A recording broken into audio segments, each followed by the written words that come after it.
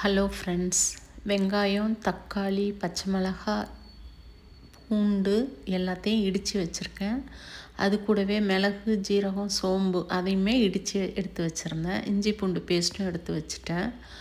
ஒரு குக்கரில் எண்ணெய் விட்டுட்டு ஹோல் கரம் மசாலா எல்லாத்தையும் போட்டுட்டு அது கூட இடித்து வச்சதெல்லாம் போட்டு இஞ்சி பூண்டு பேஸ்ட்டும் போட்டு நல்லா மிக்ஸ் பண்ணி விட்டுட்டு அது கூடவே கழுவி க்ளீன் பண்ணி வச்சுருந்த ஆட்டுக்காலையும் அது கூட போட்டு தேவையான அளவு தண்ணி விட்டு மஞ்சத்தூள், உப்பு போட்டு ஒரு 25 விசில் விட்டு எடுத்துட்டேன். இது சூப்புக்காக பண்ணுறதுனால நல்லா அதில் உள்ள சாரெல்லாம் இறங்கணுமே அப்படின்னு சொல்லிட்டு எடுத்துட்டேன். நல்லா வேக வச்சு எடுத்தேன்.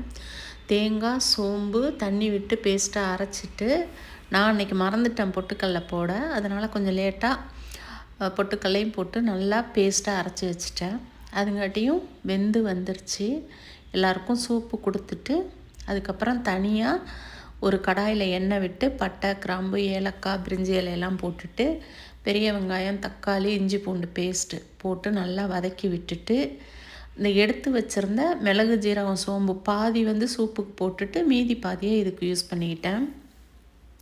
இதையும் நல்லா மிக்ஸ் பண்ணி விட்டுட்டு தேவையான அளவு தண்ணி விட்டுட்டு குழம்பு மிளகாத்தூள், அரைச்ச தேங்காய் பேஸ்ட்டு எல்லாத்தையும் போட்டு அந்த ஆட்டுக்கால் அதையும் வெந்ததையும் போட்டுட்டு நம்மளுக்கு தேவையான கன்சிஸ்டன்சி வர்ற வரைக்கும் அதை யூஸ் பண்ணிக்கலாம். கொதிக்க வச்சுக்கலாம். அதோட பச்சை வாசனை எல்லாம் போனோன்னே இந்த மாதிரி செஞ்சாலும் ரொம்ப டேஸ்ட்டாக இருக்கும்.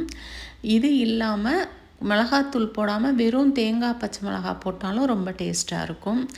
இது சாதம், சப்பாத்தி, இட்லி, தோசை எல்லாத்துக்குமே ரொம்ப நல்லாயிருக்கும். ரெடி ஆயிடுச்சு. கருவேப்பிலை, கொத்தமல்லியை கொஞ்சம் நிறைய போட்டு மிக்ஸ் பண்ணி விட்டுட்டு இறக்கிட்டோம்னா ஆட்டுக்கால் மிளகாத்தூள் பாயா இந்த டேஸ்ட்டில் ரொம்ப நல்லாயிருக்கும். ட்ரை பண்ணுங்கள். தேங்க்யூ.